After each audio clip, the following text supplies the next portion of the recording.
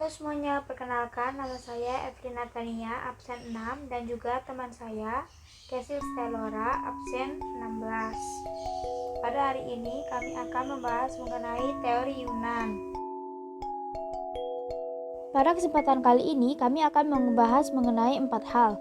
Yang pertama yaitu pendahuluan dari teori ini. Yang kedua yaitu asal-usul teori yang akan dibahas.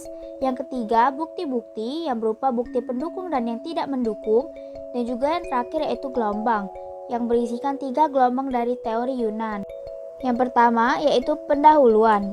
Teori Yunan adalah salah satu teori migrasi yang menyatakan bahwa nenek moyang orang Indonesia berasal dari Yunan Cina. Beberapa contoh pendukung teori ini adalah Dr. J.H.C. Kern, Robert Baron van Hingelden, Profesor Dr. N.J. Krom, dan juga Muhammad Ali. Menurut Muhammad Ali, bangsa Indonesia berasal dari daerah Mongol yang terdesak ke arah selatan oleh bangsa-bangsa yang lebih kuat. Yang kedua adalah asal-usul. Teori awal usul bangsa Indonesia awalnya dikemukakan oleh Robert Baron von Hingelden.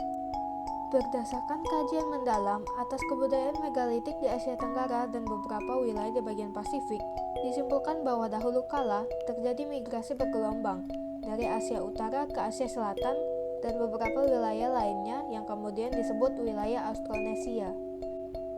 Teori yang baru saya sebutkan melandasi pemikiran bahwa nenek moyang bangsa Indonesia berasal dari Yunan. Yang ketiga adalah bukti-bukti. Bukti tersebut dapat dibagi menjadi 2 kelompok, yaitu bukti pendukung dan bukti yang tidak mendukung. Pada kesempatan ini, kami menemukan bahwa bukti pendukungnya yaitu ditemukannya kapak tua di wilayah Nusantara yang memiliki kemiripan dengan kapak tua yang berada di kawasan Asia Tengah, dan juga bahasa Melayu yang berkembang di Nusantara memiliki kemiripan dengan bahasa Champa yang berada di Kamboja. Sedangkan bukti yang tidak mendukung yaitu hanya didasarkan pada bukti-bukti kesamaan secara fisik seperti temuan benda arkeologi atau kebudayaan megalitikum, dan ditemukannya catatan-catatan di Borneo atau Kalimantan, Sulawesi bagian utara, dan Sumatera yang bertentangan dengan teori ini. Yang keempat, gelombang. Orang Negrito.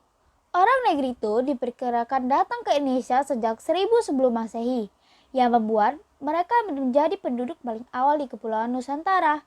Teori ini dibuktikan dengan adanya penemuan di Goa Cha, Malaysia. Ciri fisik yang mereka punyai yaitu berkulit gelap, memiliki rambut keriting, berhidung lebar, dan juga memiliki bibir yang tebal. Keturunan ras ini dapat ditemukan di pedalaman Riau atau suku Siak, serta di Pulau Papua dan Pulau Melanesia atau suku Papua Melanosoid. Bangsa Proto-Melayu. Bangsa ini diperkirakan pertama kali datang ke Indonesia sekitar tahun 1500 sebelum Masehi. Mereka memasuki wilayah Nusantara melalui 2 jalur, yaitu jalur barat melalui Malaysia Sumatera dan jalur utara atau timur melalui Filipina Sulawesi. Ciri fisiknya yaitu memiliki rambut yang lurus, memiliki kulit sawo matang, dan juga bermata sipit. Contoh dari keturunan ras ini adalah suku Dayak, suku Toraja, suku Mentawai, dan juga suku Nias. Bangsa ini dikenal dengan kebudayaan yang lebih maju daripada bangsa lain pada masanya. Hal ini dibuktikan dengan penemuan fosil benda kebudayaan mereka, contohnya adalah kapak persegi. Bangsa Deutero-Melayu. Bangsa ini datang setelah bangsa Proto-Melayu, tepatnya sekitar 400 sampai 300 sebelum Masehi. Berbeda dengan bangsa Proto-Melayu, orang-orang Deutero-Melayu memasuki Nusantara hanya dari satu arah saja, yaitu barat. Mereka menempuh rute dari Yunan ke Vietnam, lalu Malaysia, Indonesia.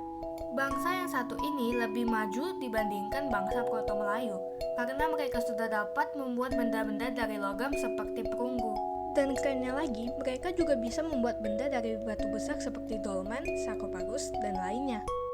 Ciri fisik yang menonjol dari bangsa Deutero-Melayu adalah kulitnya yang sawo matang, rambutnya yang lurus, badannya yang tinggi ramping, bentuk mulut dan hidung yang sedang, tulang rahangnya yang lebih kecil dari bangsa Proto-Melayu. Contoh keturunan bangsa Deutero-Melayu yang masih bisa kita temui saat ini adalah suku Melayu, suku Jawa, suku Sunda, suku Bugis, dan suku Minang. Sebelum mengakhiri video ini, untuk memperingati Hari Pahlawan, saya akan menampilkan suatu quotes. Perjuanganku lebih mudah karena mengusir penjajah. Perjuanganmu akan lebih sulit karena melawan bangsamu sendiri. Dengan begitu, kami akan akhiri video yang membosankan ini. Terima kasih sudah menonton.